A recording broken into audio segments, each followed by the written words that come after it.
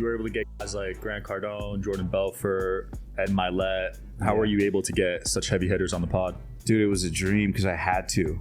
It wasn't like I want to. It was like I have to. I had a buddy bet me. He was like, hey, I bet you can't interview Grant. And I was like, oh, I bet you $100 I could book him in the next 30 days. If you set the intention and add value and ask, you'll get yeses.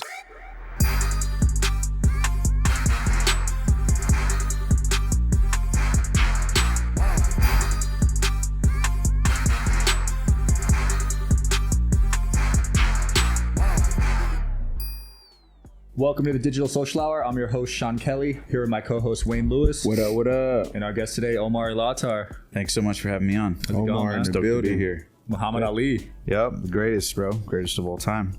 Man, walk me through how you got into podcasting, because you were early, man. Yeah, man. So it's funny, when it came to podcasting or building a brand or business, I had never even thought of it that way, to be honest.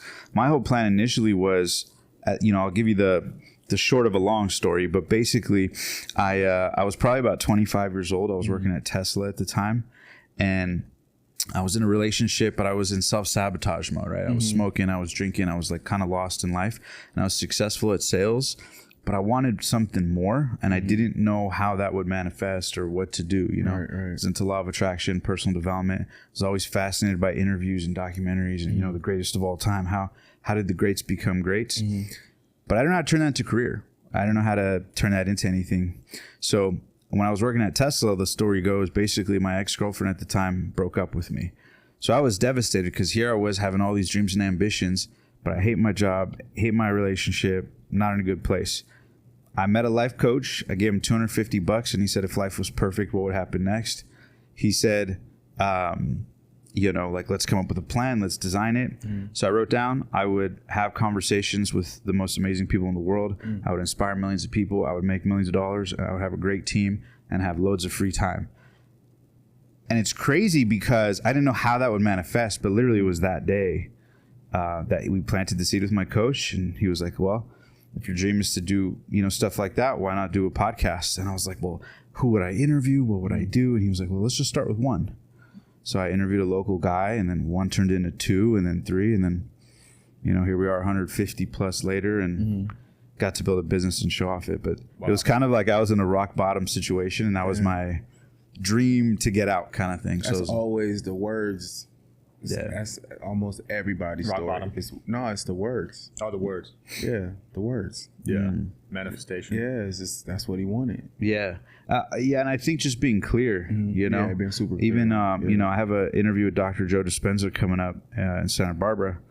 And like, I've just been reading a lot of his work, and it's true. It's like when you, probably like you guys, right? In business, like when you just like have something in your mind enough times and you're working towards it and you're just on offense, so just things happen, you see opportunities, you capitalize on it, you stay in a vortex, and if you set the intention, things happen. But most people don't set the intention, and if they do, they don't stay the course. Absolutely. You were able to get guys like Grant Cardone, Jordan Belfort, Ed Milet. How were you able to get such heavy hitters on the pod? Dude, it was a dream because I had to. It wasn't like I want to. It was like I have to, right? Like I even just got back from New York where I went to an acting class with Chaz Palminteri. He's hosting a 3-day workshop. I have no connection with him or anything. Flew to New York, went to this acting class, pitched him on doing the podcast. He was down. The 3 days into being in New York, having no connections with him, I interviewed him inside of his restaurant. Wow. Right? Just like that. And I don't say that to like boast. I say it because I just like, if you set the intention and add value and ask, you'll get yeses. So I just kind of had that same approach from the beginning, man. I saw, for example, I'll give you 3 quick ones. For Grant Cardone, I had no connections to him. And I had a buddy bet me. He was like, hey, I bet you can't interview Grant. And I was like, oh, I bet you $100 I could book him in the next 30 days. And he was like, all right, let's do it. So I would try calling, I tried emailing, nothing worked, right? The company, no clue, I had no show at this time. But then I saw that he was visiting from Florida. He was visiting LA, Beverly Hills with his wife on his Instagram story. And this story kind of became famous or well-known, kind of how I started in the space. But long story short is Grant and Elena were having dinner in Beverly Hills at a restaurant I saw on their Instagram story. So I drove 2.5 hours, waited outside that restaurant in Beverly Hills, waited outside by the valet. And when they walked out, I elegantly went up to him, said, hey, big fan.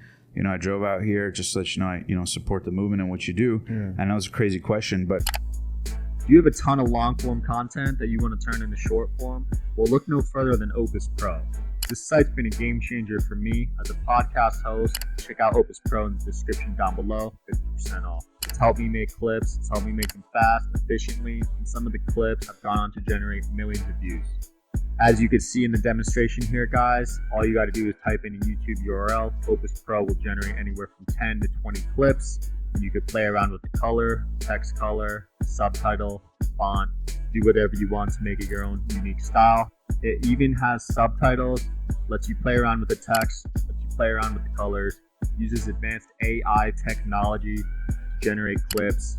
It even scores the clips based off how viral it thinks it will go. So it's really useful, guys. If you're looking to save some time, save some money. Video clip editors are pretty expensive these days. Check out Opus Pro. Link is in the description down below. I know you're in town for a couple weeks. Would you be open to do a podcast? For 1 hour, we'll be in and out, super easy. If not, no problem. And he was like, you drove all the way here just to ask me that? And I was like, yes, sir, I did. He's like, I like you, man. He's like, all right. He goes, you got a business card? I gave him a business card. That day, his assistant reached out. Probably like 5 days later, we did the interview. And that interview went on to be the most watched Grant Cardone and Elena Cardone interview at the time for like years. Wow.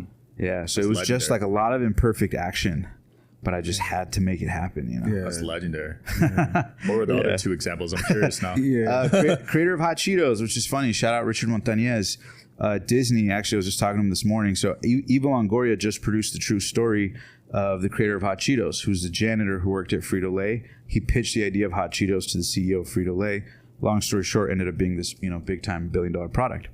So I had heard about this story years ago, and he wasn't known on social media or nothing. But I got in touch with him because I thought his story was so fascinating. I was so inspired by the story. Right. I didn't care about building a brand or having a podcast. Right. I literally just cared about meeting like these amazing people. So I went to like 3 of his speaking events. When he got off stage, I would elegantly ask him like, hey man, I was very inspired by your work. Would you ever be open to do a podcast? He would say no. 2 months later, I go to another seminar. He'd say no. Finally, the 3rd time, he's like, man, you're so persistent, And I was just like, think of me being the young man you once were who pitched your Hot Cheeto idea to the Frito-Lay. That's me pitching the value of the interview to you. Capture that emotion. I know he was like, yeah, you're right. I was sweeping floors. Yeah, because I'm sure you guys have it too, right? You guys were hustlers, like whatever, in the DM or trying to make deals happen. So now, even if you're busy, when you see a younger guy coming up doing that same approach, you respect it. You'll give him an opportunity. You'll talk with him, because you recognize the hustle, because you got to do the unique shit to get ahead. So I kind of appealed to that angle, and so he gave me the interview. That interview got 500,000 views. It ended up, somebody over at Disney ended up seeing it. They ended up, long story short, writing a screenplay and script based on his life story. Wow. So Disney produced the film. He invited me to the premiere.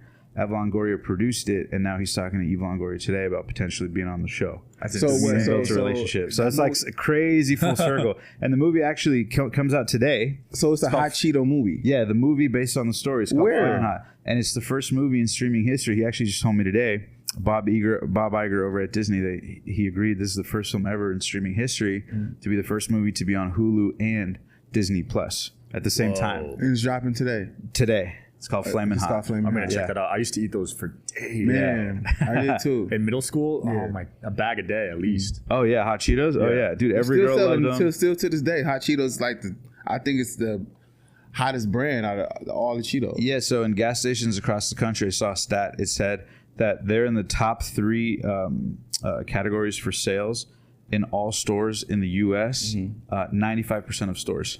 Oh my like gosh. all over the U.S. It's top 3 product, Hot Cheetos. That's why when you go to gas stations, it's always like a bunch of other chips, but the top 2 rows are like Hot Cheetos. Yeah. And now everyone's making hot chips and hot popcorn. Hot, exactly. Using that same They're recipe. trying to copy it probably, Exactly, yeah. And does he get a cut of every sale? I don't know the terms, but yeah, I mean, I know it worked out. He's good on cash. He's good on cash. And he was a janitor, right? Yeah. Janitor, and I believe flunked out of 3rd grade. Wow. Yeah, that's amazing story. Yeah, Richard Montañez. Shout out Richard. Check out the Flamin' Hot movie. That's dope. Yeah. What did you learn having Bobby Castro on? Because that dude's a billionaire, right? Yeah, Bobby Castro, I've had him on twice. I love Bobby, man. Bobby's also somebody we've done business with too, so I've gotten to see him personally and professionally. Him and his team, just A+ caliber people. I got to tour his house in not in Miami, it's in I forget, but it's this beautiful $25 million estate. And he goes, they had some neighbors. You guys will love this. So, $1 billion Bobby. So he bought this like beautiful custom made house, like $25 million, gave us a tour of the whole thing, took him years to build, luxury, art, like the whole thing. And they had some neighbors when they would party. It's right there on the water in Florida. So he invited us to the house. And the neighbors used to always complain about the noise and the parties they make. And this is, you're talking about like, your property's 25 million, your neighbor's 40 million. You're talking about that level, right? Yeah. On the water. And so the neighbors, like were complaining.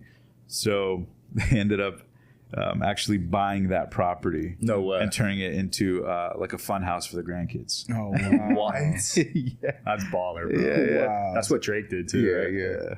So it's just cool to see people, do big stuff like that. It's just like fairy tale stuff. Find a problem, solve it. Yeah. You've had on a few other billionaires. Like, what's your takeaway from these successful people? Like, have you noticed any common patterns? Yeah, for sure. There's a lot. I get asked about that a lot, but I'd say, I've interviewed over 100 billionaires. I would say the top 3 things I've learned from all of them is in no particular order. Number 1 is you have to have an A+ team. That is so important. That is so important. And sometimes, as the business leader, you think you're the bottleneck, but a lot of times it's your inability to bring in talent, right? Having the talent yourself is equal power to recognizing team members who have the talent that can help you grow and scale and, see past your momentum. So number 1 is they all saw themselves as team builders. More of the genius is more in the team building aspect than it is in the action nuances, right? Like that's important, but I would say team number 1. Number 2, I would say they all played the long game, meaning like they all won on a long enough time horizon. Like you'll see billionaires, it usually took them 10, 20, 30 years to do it. When you see people who make $1 million, they do it in a year or two. When you see people who make minimum wage, they think of money per hour, right? So the longer time horizon you think about money, I noticed that common denominator. The wealthiest people in the world think in terms of long-term time horizons, right? 10 years, 15 years, 20 years. The poorest people in the world think in terms of hourly wage, minimum wage, guarantee ROI for every second of their time, right? Like Bezos had to be one of the most in-debt people in the world to at one point become the wealthiest, right? Right. So I noticed that they have that kind of approach. And probably the third thing, man, is like they're not that, their brilliance is not in their ingenuity, it's in their like figured outness, like a lot of them are, they figured it out. yeah, they're just willing to, like when I interviewed John Paul Joy, he was even like, we're in his office and he had some Vans slip-ons. He's like, should I wear these or these? And should I go to the restroom? How do I look? Is the lighting okay on my face? Like they're human, just like me and you, right? And like that's always why I love doing the interviews, is because you start to, it demystifies this like, oh wow, like just lucky aura, or they're guys or something like that. They're normal people. Yeah. They just found competence in one thing and just went hard in that one thing for a long time. But they also put the work in too, and most people can't comprehend that. Right. I think becoming rich or wealthy, billionaire is luck. Partially, they but always tie luck into it. It must be nice. You're lucky, or you're part of the or some kind of like facts. Some kind of mystical the like Illuminati. fairy tale. It's not even like maybe he just worked. Yeah. Like the guy with the Cheetos. It's so fascinating to know that he's a janitor and he just pitched his idea. Yeah. He just went to work that day. Yeah. The other thing I would say is like they all were very like leveraged one opportunity for the next very well. Right. For example, look at Conor McGregor, right? Leveraged his success in Ireland exactly to get into the UFC. Leveraged that to get the Floyd fight. Leveraged that to do the whiskey brand. Leveraged that to exit. Leveraged that to have other brands, right? So I've noticed that the game is how do you leverage up for the next thing and the next thing. Take like Alex Hormozi, right? Started as a gym owner. Leverage that to teach people how to grow their gyms. Leverage that to the online space. Leverage that to build a brand teaching that. Leverage that to other brands. Leverage that to the podcast. Leverage that to acquisition.com where now he has equity. So it's about how do you build. They were all good at building and then leveraging to the next thing. Building, leveraging to the next. Instead of one thing, they're always swinging just a little bit higher. You know, I think that's also a huge part of success I've seen at huge levels. Yeah, facts. Where do you see the future of podcasting and media? Because now it's getting saturated. Where do you see it going? Do you feel like it's getting saturated? Podcasts? From my point of view, yeah, because all our friends are starting them, but maybe not to the general public. But everybody don't have the gift of potting, though. Yes, you gotta. It's a certain gift and a certain science to potting. You can't just like, oh yeah, I'm gonna do a podcast. You might do 1 or 2 episodes, but then it's like, you know, then what? Like, it's the conversation there. Are you holding the conversation as well? Are you carrying or can you it's not transitions? What's your pivots? You know, and then understanding like the substance. Are you intelligent enough to keep an intelligent conversation with somebody that's intelligent, like Joe Rogan? Yeah, can you ask certain questions? You know what I'm saying? Yeah, and can it be so valuable that the person listening believes it's genuine and not just people killing their time, or because they have a lot of options. Right. So I think now, in a certain regard, it's more competitive. I think it's kind of like music. There will always be winners in podcasting, whatever. There will always be winners. Right. A few winners. But I think it really comes down to like, I heard this thing once. It said like, the people that care the least about the praise are the ones that get it the most. Right? Think of like Kanye, for example, right? I mean, maybe a little controversial, but generally speaking, even early on in his career, like did it his way 100% and like won the crowd. Like he was the trendsetter. So I think when you believe in the work, it does a lot of the momentum, because then when you win, you won for being yourself. And you can sustain that momentum versus just like always second guessing the algorithm, and then you're always chasing the algorithm, you know? You want to be kind of like setting a balance of setting the pace with the algorithm, but also making it so that you enjoy it. Because you know, the worst thing you could do, and I'm sure me and you are in mutual circles. I'm sure we've had homies who built, you know, forget podcasting, but like even multi-million-dollar businesses that became like golden handcuffs, right? Yeah. So you don't want to build something you hate too. Right, so it's an elegant balance, you know.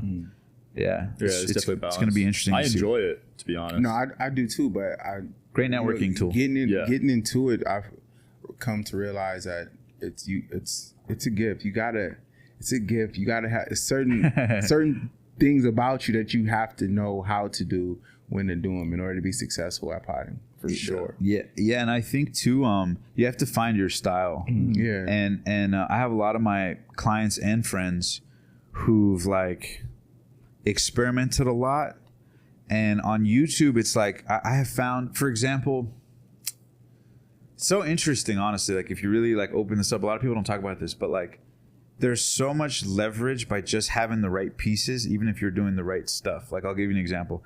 You know those videos with Alex Ramosi where he's like sitting on the couch? Yeah. And he's talking on YouTube, and it's like highly produced edit. They're great, right? They're amazing. And I actually know some of the team behind the scenes. But what's cool is like, if you actually see how it was filmed, like Alex just sitting or whoever just sitting, it's actually pretty like, not flat per se, but it's simple in how it's filmed. Like I would say more than like 70 to 80% nowadays, you can really pop with great editing, even if you yourself are not so animated or expressive or whatever it is. So it's an elegant balance, I think, between knowing nuances like that you don't your personality doesn't have to carry the whole thing, but also display it in a way where it plays to your strengths, right? Like look at Lex Friedman, for example. He's more monotone. Very. And like, you know, but I think I can only watch 10, 20 minutes. Exactly. And I'm kind of like, all right, well. Yeah, exactly. Yeah. Or Joe Rogan, right? They all kind of very like intelligent though. I like that. Yeah, he's intelligent and he has like a theme, the suit. Yeah. So I think once you find like a vortex, like you gotta like try different things, formats, like play with it a little bit. And once you find your formula, you'll notice all successful YouTubers or whatever, go back to their old videos, they've all tried a bunch of different templates, little combinations of what could work. And then once they found one thing that worked, boom, do that 100 times over, you know, and then tweak it a little bit to make it better. Right. So that's kind of the attitude I think that the winners will always adapt to. So what was that formula for you? What was your first breakthrough guess where things took off? I think I did a few things smart. I think, again, you know, it's funny because I didn't do it to go viral. I literally didn't care about the numbers. And my first couple of interviews would do like 200,000 views, 500,000 views. Like, so it was just like, boom, they were all hitting it. And then I was making money from AdSense and affiliates and all this stuff. But I think the breakthrough was us doing things a little different. Like, for example, I used to watch the Howard Stern show, right? I loved Howard Stern interviews, right? Fire. Yeah, because for example, in a Howard Stern interview, he's always been one of my heroes, right? It's always Tony Robbins, Howard Stern, and Paul Rodriguez. Those were like my heroes. Howard Stern is so authentic. He's so himself. Yeah, and he asks what you and all the homies would want to ask. Yeah. For example, Bradley Cooper came in on the podcast, right? And instead of every traditional radio interviewer, would they ask him, "How are you? How's the new movie?" Blah blah blah. So as soon as he sits down, Howard Stern goes, "So Bradley, tell me, how much did you make on this new movie? What, 20 million plus points on the back end?" That's his like first question, you know. So as the audience, you're like, "Holy shit! Like this is gonna be an amazing 30 minutes." Right away, we're talking about the money, you know. Yeah. So I loved he was real. But in the beginning of all of Howard Stern's interviews, they would film them in the green room, like, "Oh, you excited for this interview today?" Or, you know, "What'd you think of the interview today?" And they give like a testimony, and it added like an energy of like, "Oh." So what we did is I adapted that model, and on my podcasts, in the beginning of every episode, you know, I would have like, say I'm interviewing Sean. Instead of just getting into the interview, the videos would start, and it's like, you know, camera opens, and you'd be like, "Hi, you know, I'm Sean Kelly, and I went from being totally broke, living in a basement, to building a, you know, multi-million-dollar company with Jersey Champs, and I'm one of the passionate few." You know, and I thought the interview today with Omar was exciting. We talked about da-da-da-da. Hope you guys enjoy. So by adding that little theme up front, we actually saw that retention-wise, it was hooking a lot of the audience. And because we were getting that first 1 or 2 minute testimony, it actually grew to get a lot more momentum. Nobody was doing that, right? Like little X factor. Like, what do you do different that others don't do? Think of like Hot Ones, right? Where they eat hot wings during interviews. Little things like that, I think, are where you got to find your formula. Gotcha. That's facts. I like what Impulsive does. They'll show like the highlights of controversial sayings before the episode starts. Yeah, that's like a new thing too. That's probably better nowadays. Yeah, because now with TikToks, it's very like the quick hook, the quick shots. Yeah, you know? Absolutely. So what podcasts do you think are like doing it really well? Like, which ones do you watch? Ooh. Dude, I've been watching what you guys do. You guys are pumping out stuff like crazy. Oh, you like us? Yeah, I like that. I seen. That's a big compliment. Yeah, I seen quite a few, and then the clips you guys post. Like, I believe you guys did one with Forbes Riley too. Yeah, and then I remember the guy, some controversial ones. You guys had some good clips. Yeah, no, I like it. Bro. Honestly, the only other podcast I really like, I'm more of an old soul kind of. So I like a lot of the like Guy Raz, How I Built This. He interviews. That's a big one, man. Yeah, I studied the charts, and that's always up there. Yeah, NPR. Yeah, because he'll talk to like Michael Dell, and you know, for me, that's always what fascinated me. How did these human beings, just like me and you, do these amazing things in the same 24 hours that me and you have, same resources? How did they do it? You know. So I always love podcasts that try to dig deep. I watched the Joe Rogan show, and the reason why is because he's another guy that's authentic, and he's face to face, bro. I mean, Joe Rogan adapts to every guy. Yeah. Sometimes he's smoking, sometimes he's on the phone, sometimes he's drinking a beer. Like Joe Rogan is like, whatever's going on, he's just going to do it, and he asks you direct, and he's so like diverse in a way that he perceives things, and his understanding of like everything is like there. So I'm like, how do you kind of know everything in a sense? You know what I'm saying? You can hold a conversation with anyone. Oh, with anybody. So I think even that, like I said before, I feel like it's a gift and it's art, but it's more so like studying that. Of course, I like to watch The Breakfast Club. Breakfast Club's really good. Yeah, I fuck with The Breakfast Didn't they Club. stop showing that one, or? I know it's still on. I watch Lex.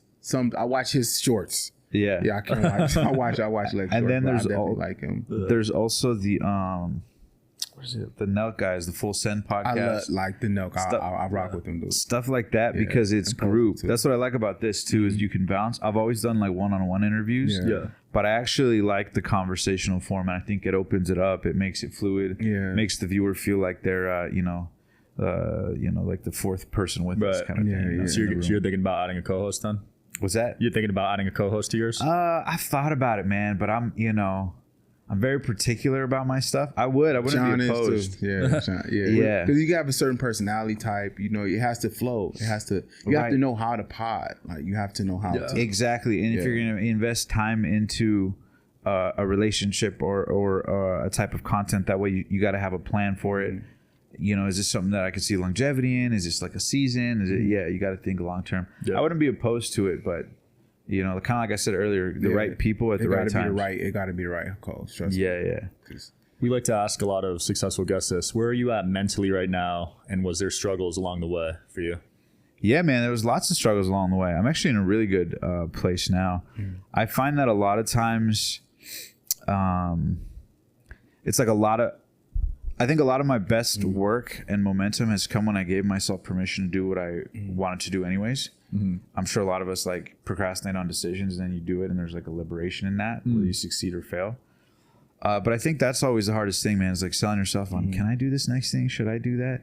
Yeah, do it. Let's try it. You know, like it's kind of that stuff. But early on, man, it was financial. It was like, the struggle was, how do I fund this dream? How do I fund this dream? I didn't think about making money or monetizing. I just wanted to, I remember thinking like, dang, if I could just make $4,000 a month and interview people, that would be amazing. And then I was like, if I could just interview people and make $10,000 a month, that'd be amazing. Yeah. And then it would just keep going up and up. And then sooner or later you realize, like, I'll be honest, like my dream, selfishly, dude, is like my Instagram used to be Omar the Rockstar. I'm probably going to change it back to that if it's not already when this is posted.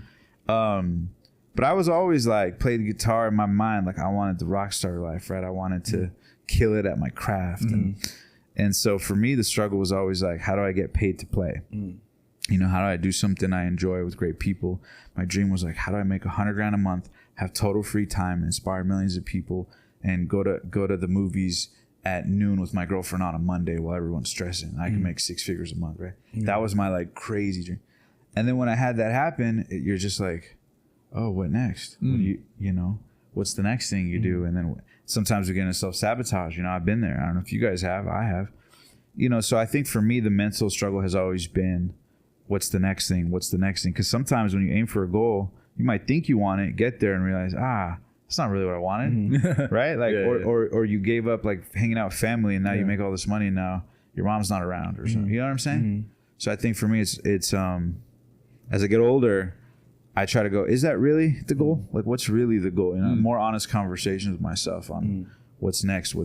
But I think as long as you're staying positive and good vibrations, good things happen. I love that. Yeah, I feel like with money, there's never, like, it's always that next level. I understand what you're saying. About so many levels to that. Yeah, for sure. Yeah, even like me and you, I believe we were in the $100 million mastermind in like 2019. Yeah. Like I remember at that time, the investment for that was like crazy, right? And I just remember hearing numbers in there.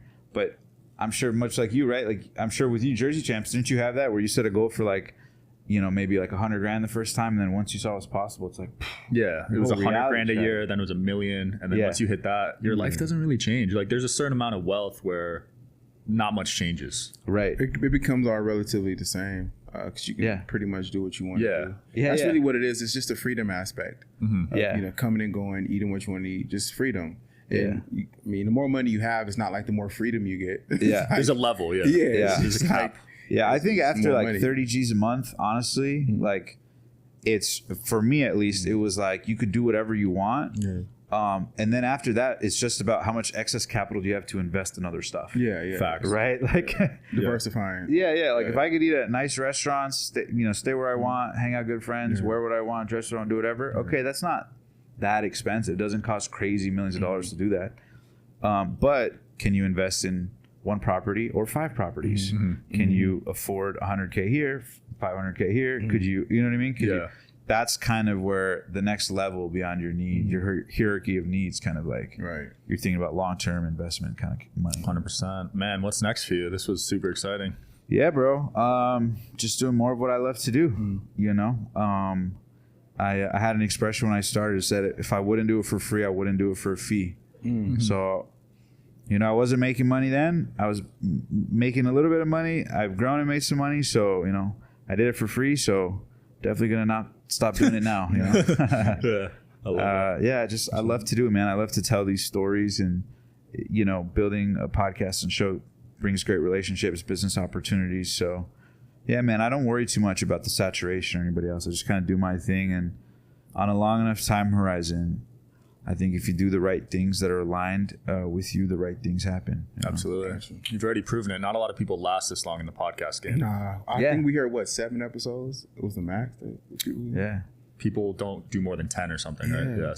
It's actually 3. Oh, it's 3? Yeah. 70% of people don't do more than 3, and 80% don't do more than 10. Yeah, we're 170, 80 episodes in. Wow, nice. Yeah, we're catching up to you, man. What's your guys' vision? Like, what for you inspired the pod? Oh man, I feel like it was a lot of different things. As me and Sean grown together in this space, and just information, finding out different ways, obviously, on the network. We love learning, love networking. Both of us share that passion. Yeah. I tried on a few co-hosts before him, and they weren't that good. So he came on, and thank God, He said, thank God. What was you said networking? I know you guys got to wrap up, but I'm curious, what for you with Jersey Champs? Because you networked like crazy. Bro.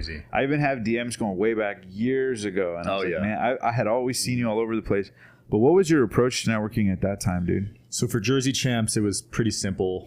People couldn't get custom jerseys. So say you wanted your podcast on a jersey, it'd be very hard to like order just one of that. But I was able to do that for people. So that's how I networked. Gave them free jerseys. I didn't care about making money off them, and that just led to opportunity. Yeah. So you would be in the DMs all day? All day, and I still am for this podcast. I'm still sending 10 DMs a day right now to this day. Yeah. Wow. How do you stay mentally sane? Or like doesn't it make you irritable at a certain point? What, the DMs? Well, just the on itness so much. No, because I'm messaging people that I think would be great guests, and I find them on my For You page or like through networking. And it's like, oh, this would be a great episode. So I'm excited to message them. Yeah, so it's intuitive. It's not like it's not forced. I don't think any guest or any conversation it's all pretty much organic, Yeah. And I tell people all the time, like we always talk about it, like networking is key. A guy said that millionaires focus on execution, billionaires focus on network. Yeah, 100%. So because it's leverage. Yeah, it's like you said, it's just it makes your life easy. Yeah, having a network makes your life easy. Yeah, I can't tell you how many times. Like, I'll give you one more quick one. So, how I interviewed John Paul DeJoria, who's I believe the 45th wealthiest man in America, right? Billionaire founder of Patron Tequila and Paul Mitchell shampoo conditioner, right? This guy was homeless at 37, multi-billionaire. And I asked him, I'm like, do you ever trip out on like your success and how you did all this stuff? And he's like, yeah, 100%. But honestly, it came down to like knowing the right people. Even down to how I got him for an interview was my trainer at the gym, right? So someone seemingly who wouldn't have a network, right? Regular trainer at the gym, my buddy Justin, shout out Justin. He actually was like, yeah, dude, would you ever want to interview this guy, John Paul DeJoria? And I'm like, yeah, dude, absolutely. I've been trying to for years. Yeah. And he's like, oh, my mom actually is like best friends with his personal assistant for like 20 years. So I was like, no way, could you ask? And he was like, yeah, sent an email that day. 48 hours later, I was in his office interviewing him. Whoa. Right? So like, that's the power of network. It got me into that. And then that relationship got me into another and another, all from my trainer at the gym. Right. You see what I'm saying? It's like a snowball effect. It's a snowball effect. And imagine if every person, we walk by people every day. Me and my girl were just talking off camera. Like, how many times have you probably been in a Starbucks next to like $1 billion executive and you wouldn't know because he's just, the old dude with white hair in the corner drinking a coffee. You'd have no idea, right? But like conversations create miracles, Love that. Man, any closing comments? If you have a dream, go for it. And always know that you gotta, like Pokemon, you gotta always evolve. Seriously, I've seen that. Even with earlier, I was checking out the Arnold Schwarzenegger documentary. How he went from being a kid in Austria, like we were talking about leverage up. Yeah. He went from being a kid in Austria, bodybuilding champion, to actor, to politician, to right. Just kept leveling up. So. Whatever dream you have, just keep leveling up. And if you're plateaued, it means it's time for the next level. Love it. So, Wayne? Regrets are dreams you didn't chase. Make sure you follow me on Instagram at The Creator. Bars. Thanks for tuning in, guys. Digital Social Hour. I'll see you next time. Peace.